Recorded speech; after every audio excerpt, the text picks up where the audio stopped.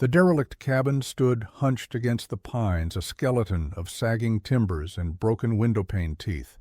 To Elias Vance, a man hollowed out by a grief he couldn't speak, it looked just like he felt. Beside him, his 10-year-old son, Leo, kicked at a loose stone, his silence a mirror of his father's. Only Odin, their German shepherd, seemed to see something else. The dog stood rigid, his gaze fixed on the rotting porch as if guarding a treasure, not a ruin. To anyone else, the place was worthless, a $500 plot of forgotten land. But the dog, with an intuition that defied logic, knew a secret was buried here, a secret locked away for decades, a secret of justice and immense wealth that would force a broken man to either heal or be destroyed. We invite you to join us on this journey of restoration and redemption. Please support us by subscribing to our channel for more stories that touch the heart. We'd love to know, where are you listening from today? Let us know in the comments below. The air inside the cabin was thick with the ghosts of neglect. It smelled of damp earth, rotting wood, and the fine gray dust of forgotten years. Elias Vance ran a hand over a wall, his fingers coming away coated in grime.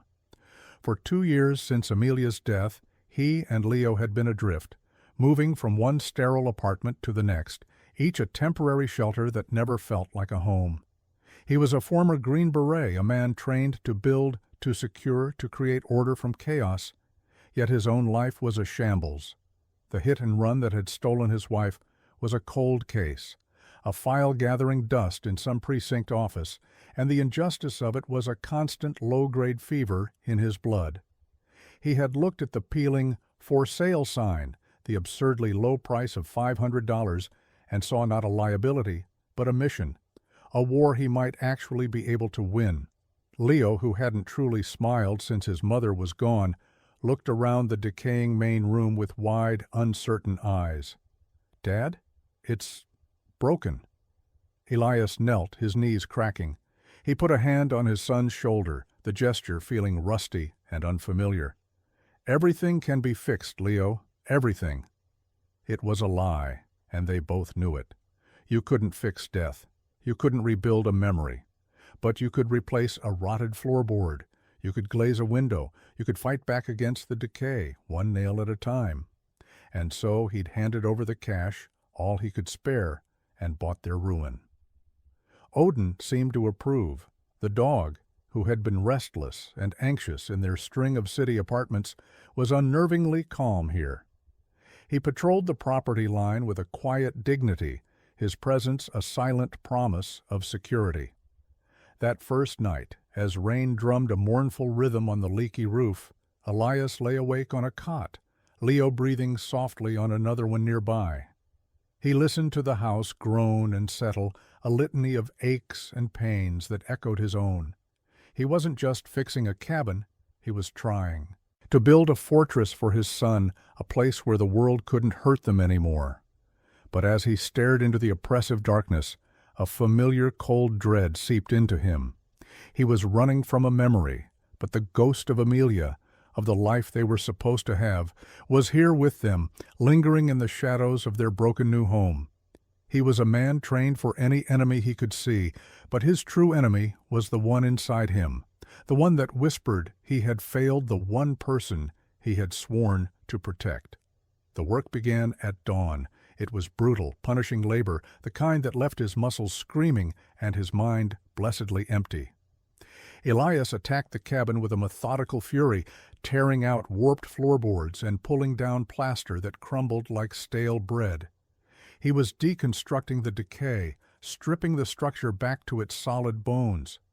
Leo, initially hesitant, started to help in his own way, hauling small pieces of debris to a growing pile outside, his small face set with a seriousness that broke his father's heart. Odin was a constant shadow, never far from either of them, but his attention was often drawn to one particular spot, the massive stone hearth that dominated the main room. It was a monstrous thing, built from river rocks and held together with crumbling mortar.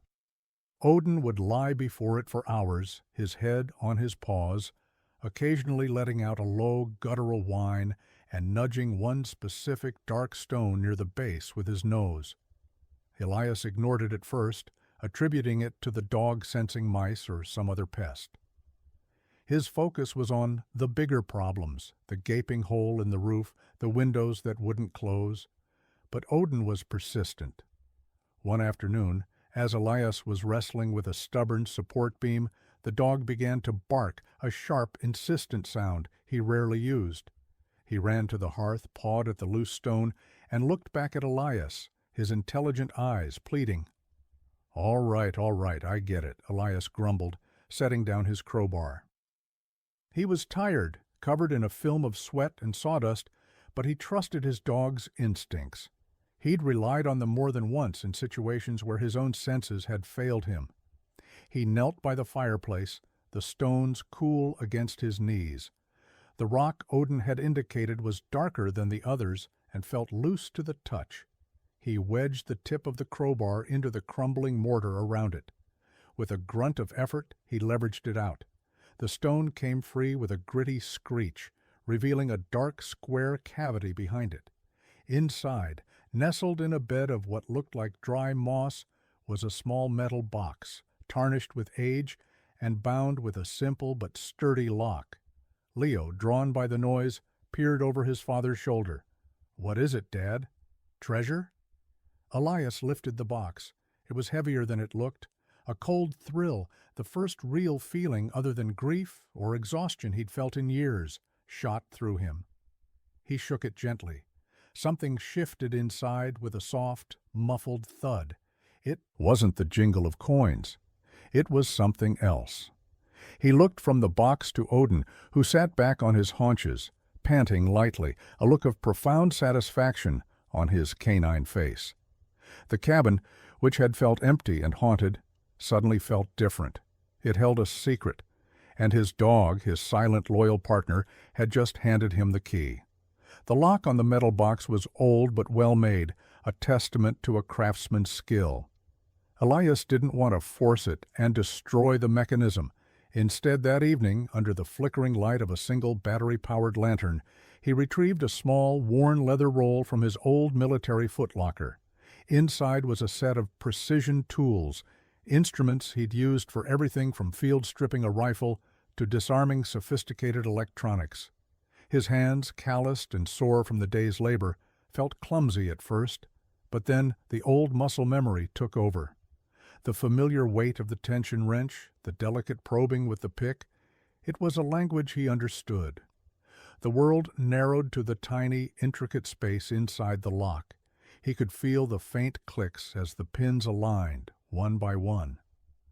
Leo sat across the rough-hewn table, watching in rapt silence, his chin propped in his hands. It was the most focused he'd seen his father in years. Finally, with a satisfying snap, the lock turned. Elias took a slow breath and lifted the lid. The scent of old paper and dried ink filled the small space. Inside, resting on faded velvet lining, was a thick leather-bound journal and a single, ornate brass key. The key was heavy, intricately carved with a design of interlocking gears and a stylized oak leaf. Elias picked up the journal. The leather was supple, worn smooth by time and touch. He opened it to the first page. The script was elegant, a flowing cursive from a bygone era. "The property of Samuel Croft," it read, "watchmaker. This cabin, my sanctuary. May all who find shelter here find peace." Elias began to read aloud, his voice raspy in the quiet room. The journal chronicled the life of Samuel Croft, a man who had built this cabin with his own hands over 50 years ago. He wrote of his trade, the delicate art of watchmaking, of capturing time in a cage of brass and steel. He wrote of his love for his wife, Eleanor, with a tenderness that made Elias's throat tighten. Then the tone of the journal shifted. Samuel wrote of Eleanor's sudden illness, of the way she faded from his life like a photograph left in the sun. The entries became a raw, unfiltered testament to a grief that mirrored Elias's own. He wrote of the silence in the cabin, the deafening quiet, of a life halved. Elias had to stop, his own loss pressing in on him, sharp and immediate. Leo reached out and placed a small hand on his arm. "He was sad like you," the boy whispered. Elias nodded, unable to speak. He continued reading, his voice steadier now. Samuel wrote that, in his grief, he had taken on a final, secret project. He called it his legacy, a mechanism of perfect justice. "Time can be a thief," he wrote, "but it can also be a witness. I have built a vault, not for treasure, but for truth. The world forgets, but some things must be remembered, some debts must be paid." The journal was filled with sketches of gears, complex diagrams, and cryptic notes. It wasn't a diary, it was a blueprint. And Elias realized, with a growing sense of awe, that the cabin itself was the lock. Samuel Croft hadn't just built a home. He had constructed an elaborate puzzle box, and this journal was the instruction manual. The ornate brass key was the first piece. The question was, what did it unlock? The seasons turned. Summer bled into a crisp golden autumn. The hole in the roof was gone, replaced by new shingles that smelled of tar and pine. The broken windows were now clear panes of glass that let in the morning light, illuminating the swirling dust motes like tiny dancing spirits. Elias had sanded the old floors by hand, his arms aching, until the dark water-stained wood revealed a warm, honeyed grain beneath. He and Leo had built bookshelves, a new kitchen table, and a sturdy front porch where they could sit in the evenings and watch the stars appear, thick and bright, in the unpolluted sky. With every swing of the hammer, every board set in place, Elias felt a corresponding click inside himself. The raw edges of his grief were smoothing over. He was still a man defined by a great loss, but the loss no longer felt like an open wound. It was becoming a scar, a part of his history, but not the entirety of his present. He started talking to Leo about Amelia, sharing stories of how they'd met, of her ridiculous laugh, of the way she'd hum off-key when she was cooking. The ghost that haunted him was becoming a cherished memory, and in sharing her with his son, he was keeping her alive in the one way that mattered. The cabin was no longer a ruin, it was a home. It was filled with the smell of Leo's pancake breakfasts, the sound of Odin's tail thumping against the floor, and the quiet murmur of a father reading to his son before bed. They ventured into the nearby town for supplies, a small, tight-knit community called Havenwood.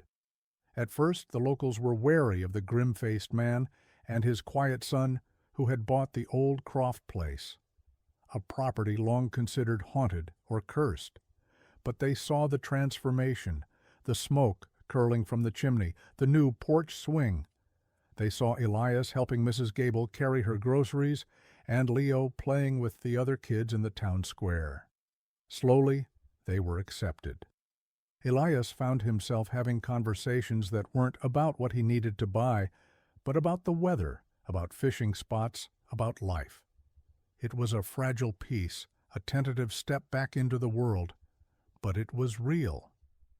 One afternoon, while working on the final section of the journal, Elias found a passage that made him pause.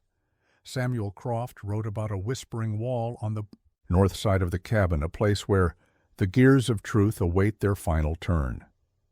Using the journal's diagrams, Elias located the spot. Behind a section of newly installed paneling, he found a small, keyhole-shaped brass plate, almost invisible against the wood. He took out the ornate key from the metal box. With Leo and Odin watching, he inserted it into the lock. It turned smoothly, and with a series of soft, whirring clicks from within the wall, a small, perfectly concealed drawer slid open. Inside was not another journal, but a single, folded piece of paper. It was a property deed, old and brittle. But the name on it wasn't Samuel Croft. It was a name Elias didn't recognize, and it was dated only 5 years ago. Attached to it was a surveyor's map, and marked in red ink was a location deep in the woods behind the cabin, labeled simply Witness. He felt a tremor of unease. This was no longer just about a grieving watchmaker's legacy. This secret was more recent, and it was far from dormant. The arrival of Marcus Thorne was as smooth and unwelcome as an oil slick on a pristine lake. He drove up their gravel path in a gleaming black SUV that was utterly out of place in the rustic wilderness. He stepped out wearing a suit that cost more than Elias had paid for the entire property, his smile polished, his handshake firm. He introduced himself as a developer, the president of Thorne Luxury Estates. "Mr. Vance," he began, his eyes sweeping over the restored cabin with an appraising glance, "I have to say, you've done wonders with this place. Truly remarkable." Elias stood on his new porch, Odin a low, rumbling presence at his side. He didn't like Thorne's eyes. They were the eyes of a predator, assessing value, calculating angles. "It's a home," Elias said simply, his tone leaving no room for negotiation. Thorne chuckled, a sound like ice cubes rattling in a glass. Of course, a beautiful home. Which is why I'm prepared to make you a very generous offer. I'm acquiring land in this area for a new high-end wilderness retreat. Your property is the final piece of the puzzle. I can offer you $200,000. Cash. You and your son could have a fresh start, a real house in the city. The number hung in the air, absurd and tempting. 2 years ago, Elias would have taken it without a second thought. It was more money than he'd seen in his life. It meant stability, a future for Leo. But as he looked at the solid beams he had set, the windows he had glazed, the home he had built not just with his hands but with his heart, he felt an unshakable sense of ownership. This place was theirs. They had earned it. "We're not interested," Elias said. "The property isn't for sale." Thorne's smile tightened almost imperceptibly at the edges. "Mr. Vance, perhaps you don't understand. This is a life-changing amount of money for a shack in the woods." The word shack was a deliberate insult, a flick of a knife. Elias's jaw clenched. "I understand perfectly. The answer is no." Thorne held his gaze for a long moment, the mask of civility slipping. The predator was looking at an obstacle now, not a potential partner. "Everything has a price," Thorne said, his voice dropping to a confidential murmur. "I'm a very persistent man. I always get what I want. Think about it. It would be a shame if something were to happen to all this hard work." He gestured vaguely at the cabin.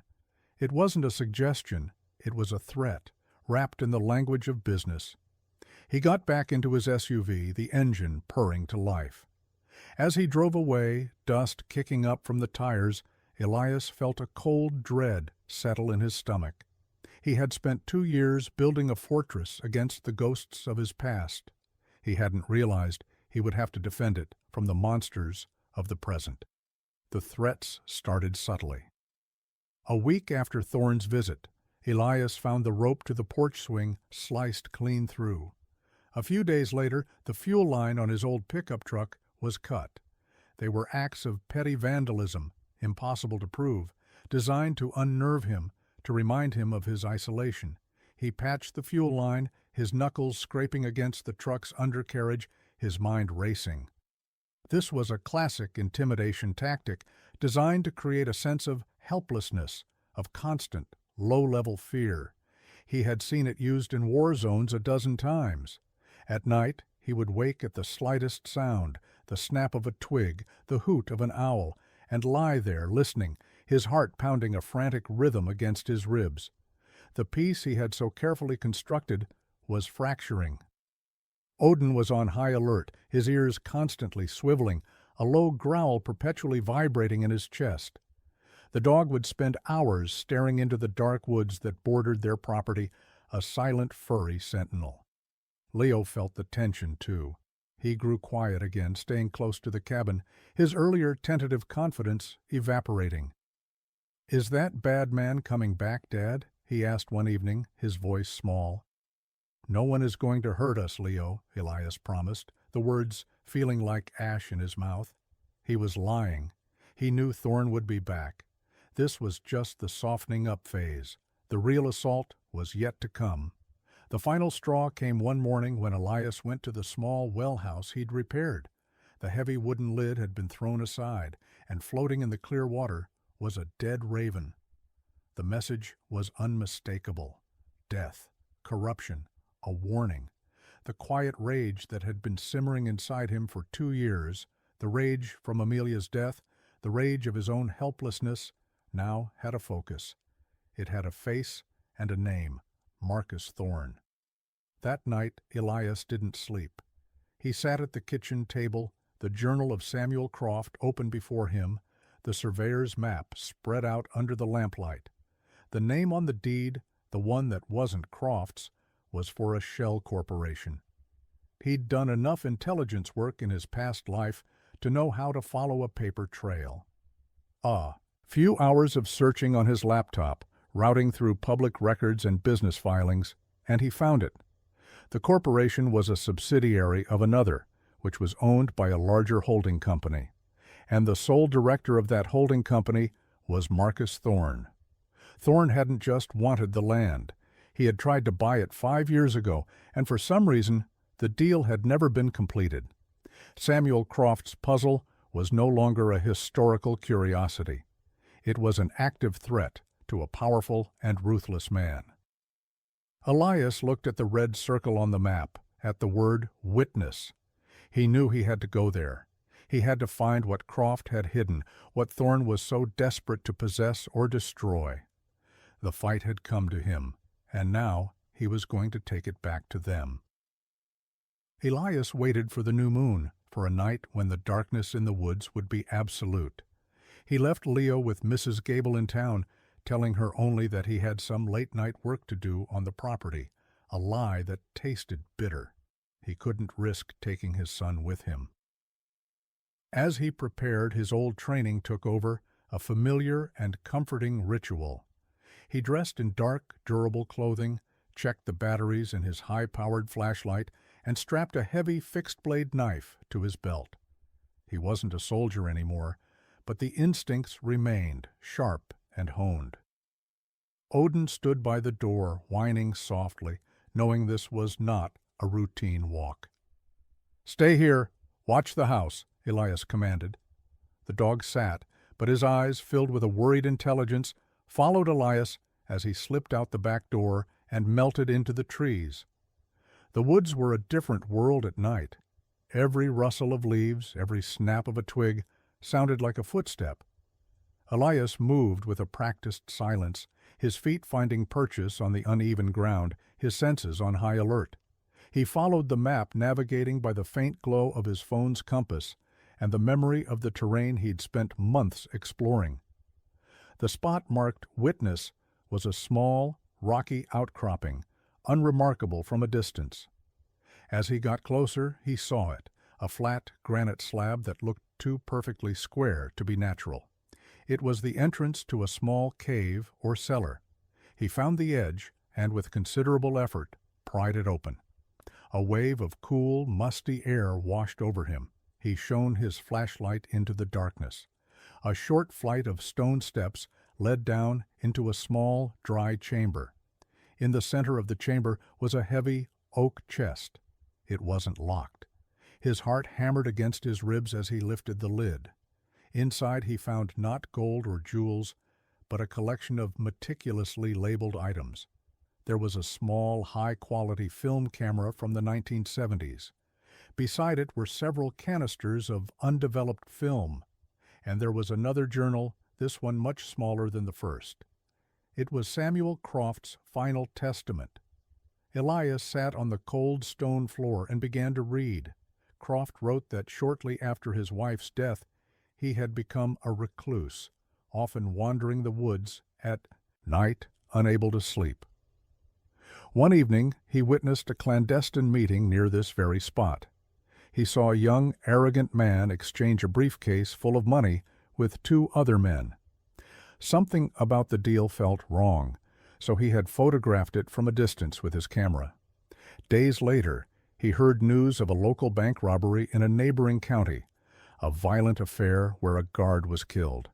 The descriptions of the robbers matched the men he'd seen. The young man, the one who paid them, was their boss. He was the son of a powerful, wealthy family, untouchable by the law. Croft, a man of quiet principle, had decided he couldn't let it stand. He had developed one roll of film. The evidence was damning. He confronted the young man, whose name he had learned was Marcus Thorne, not with threats, but with a watchmaker's proposition. He would keep the evidence silent in exchange for Thorne funding a local orphanage, a charity his late wife Eleanor had cherished. It was a private, anonymous penance. Thorne, trapped, had agreed. The evidence, the negatives, were Croft's insurance. And then Elias reached the final entry, the one that made the blood freeze in his veins. It was dated just over 2 years ago. Croft wrote that Thorne had come back, demanding the negatives. He was a different man now, powerful and cold. Croft refused. He described the car Thorne was driving that night, a vintage dark green sports car, impeccably restored, with a small, distinctive scratch on the right front fender. It was the car, the exact car from the police report of Amelia's hit and run, the unsolved case, the night that had shattered his world. A memory flashed in Elias's mind, vivid and horrifying, the screech of tires, the glint of dark green paint under a streetlight, the sickening thud. It all crashed together. Thorne hadn't just been in the area.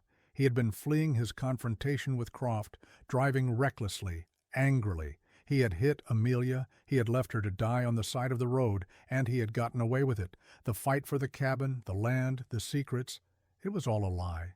This was never about property. This was about a murderer tying up a loose end. The man who had destroyed his family was the same man trying to drive him from his home. The wound and the stakes were one and the same. A guttural sound of pure rage escaped Elias's throat, echoing in the small stone chamber. Samuel Croft's legacy wasn't about money, it was about justice, and now it was Elias's to deliver. The rage was a white-hot fire, but beneath it, the ice of his training began to form. Pure anger would get him killed and leave Leo an orphan. Justice required precision. It required a plan. He could take the negatives to the police, but Thorne was rich, connected. He would have lawyers who could create doubt, who could paint Croft as an extortionist, and Elias as a grieving, vengeful husband. A 50-year-old negative and a dead man's journal against a pillar of the community? It was a risk. No, Elias wouldn't just give them the evidence. He would give them the man, caught in the act. He had to make Thorne come to him, to expose himself. This was the costly choice. To set the trap, he had to use his home, his son's home, as the bait. He had to willingly invite the wolf into the fold. He spent the next day making his preparations. He took Leo back to Mrs. Gables, telling the kind, elderly woman that he was dealing with a serious plumbing issue, and the water would be off for a day or two. The lie was easy, but the look of trust in his son's eyes as he hugged him goodbye was a physical pain. "Be safe, Dad," Leo said. "Always," Elias replied, the word a solemn vow. Back at the cabin, he worked with a cold, focused efficiency. This was no longer restoration. It was fortification. He wasn't a father fixing a home. He was a soldier preparing a kill zone. He used his knowledge of the terrain, of every creak in the floorboards, every shadow cast by the trees. He set up a series of non-lethal snares in the woods surrounding the cabin, simple tripwires connected to cans filled with rocks, a primitive but effective early warning system. He rigged the heavy porch swing to be released with a single cut of a rope, creating a powerful pendulum that could sweep an intruder off their feet. Inside, he strategically weakened a floorboard on the path to his bedroom, just enough to give way under a man's weight.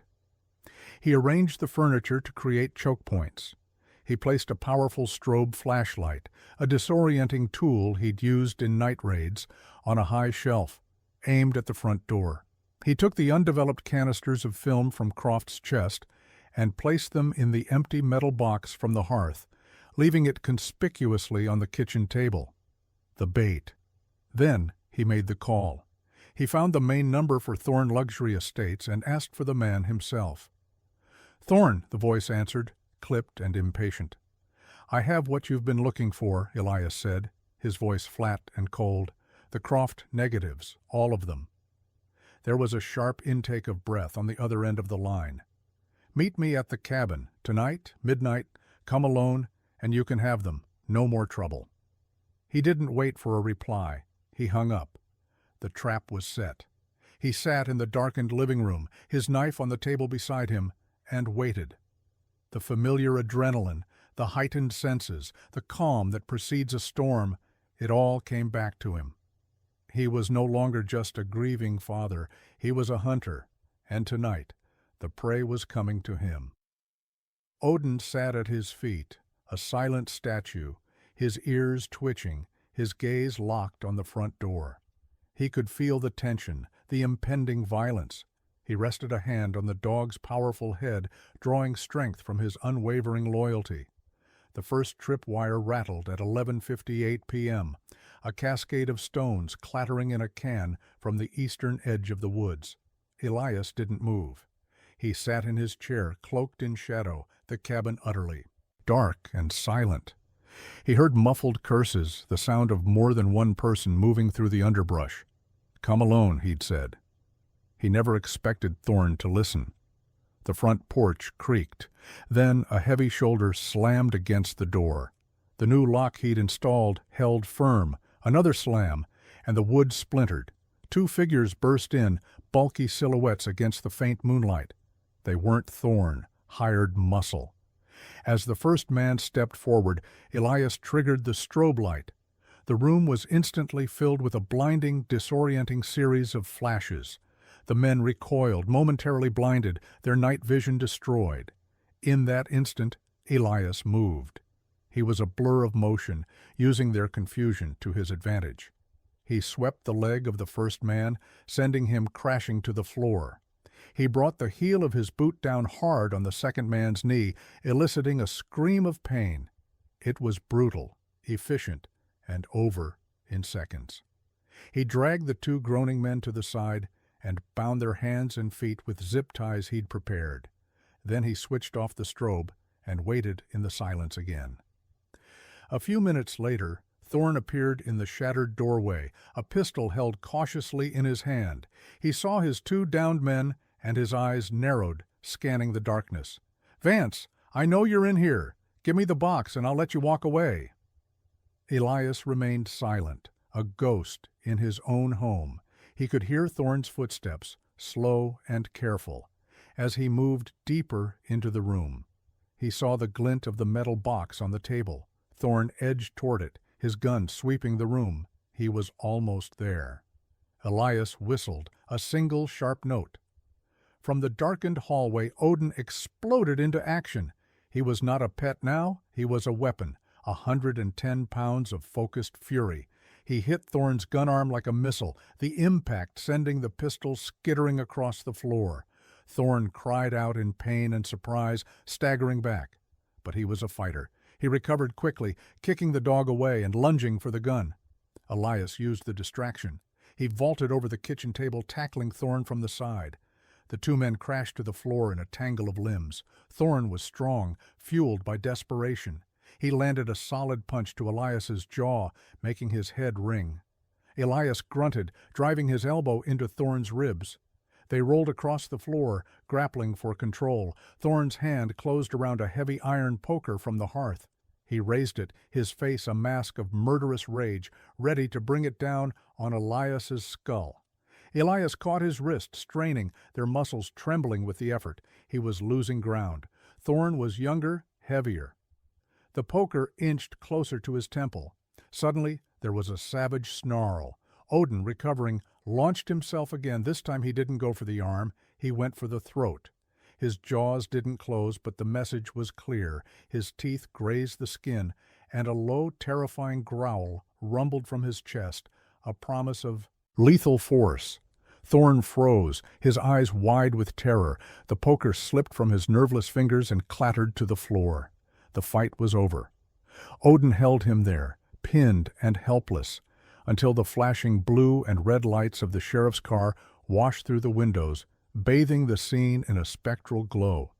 Elias had made another call before Thorne arrived, a simple, anonymous tip about a break-in in progress at his address. The aftermath was a blur of official procedure and quiet reflection. Sheriff Brody, a man whose placid demeanor concealed a sharp mind, listened intently as Elias laid it all out: the journals, the photographs, the long-hidden story of Samuel Croft, and the final brutal truth of Amelia's death. The evidence was overwhelming. The negatives from Croft's camera, once developed, clearly showed a young Marcus Thorne orchestrating a criminal payoff. The second journal was a signed and dated witness statement. Thorne's two hired thugs, facing their own charges, were quick to turn on their employer. Faced with a murder charge and irrefutable proof of his past crimes, Thorne's empire of deceit crumbled. His arrest was the lead story on the regional news, a stunning fall from grace for the untouchable developer. When the chaos subsided and the last police car had pulled away, Elias stood on his porch in the quiet dawn. The air was clean and cool. The door was broken, the living room a mess, but the house felt solid around him. It had protected him. He had protected it. He drove into town and picked up Leo. He didn't tell his son the details, not yet. He just held him close, breathing in the scent of his hair, a profound sense of peace settling over him for the first time in years. The battle was finally over. The cabin was no longer a place of ghosts, but a sanctuary of healing. With the legal proceedings that followed, a significant portion of Thorne's seized assets were awarded to Elias and Leo as victims. It was a fortune he never wanted, earned at an impossible price, but he knew exactly what to do with it. He established the Amelia Vance Foundation, a nonprofit dedicated to providing financial and legal resources to families of victims of unsolved crimes, ensuring that no one else would have to suffer the lonely, helpless frustration that he had endured. His work, his purpose, shifted from building walls of wood and stone to building networks of support and hope. He and Leo stayed in the cabin, their home, forged in sorrow and rebuilt with love. Elias had bought the ruin to hide from the world, but instead it had forced him to confront it. He had started the restoration to fix a thing, and in the end he had fixed a life, his own. The story of Elias, Leo, and Odin is a testament to the enduring power of loyalty and the quiet strength found in the act of rebuilding. It teaches us that sometimes the deepest wounds can only be healed not by running from the past, but by painstakingly constructing a future, piece by piece, and that the most profound courage is found in confronting the very thing that broke us. The unwavering devotion of a loyal friend, in this case a dog named Odin, can be the catalyst that guides us out of darkness, reminding us that we are never truly alone in our fight for peace and justice. This journey shows that a home is more than just shelter. It is a reflection of the soul, and in restoring it, we can restore ourselves. We hope this story resonated with you. What part of their journey moved you the most? We would be honored to read your story in the comments below. If you enjoyed this narrative, please consider liking this video and sharing it with someone who appreciates stories of redemption and hope. Don't forget to subscribe to our channel and turn on notifications so you won't miss our next video. Thank you for being a part of our community. Your support allows us to continue bringing these stories to life. Until next time, be well.